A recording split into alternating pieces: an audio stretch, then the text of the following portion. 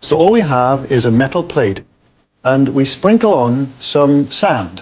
What you see here is completely formless. In other words, there's no pattern at all. Then we take a violin bow, and we're going to play the plate with the violin bow. You see a beautiful star appears on the plate. Now, that pattern that forms is basically the sound made visible, and it's kind of magic. And now what happens when we make this plate vibrate from an electronic piano?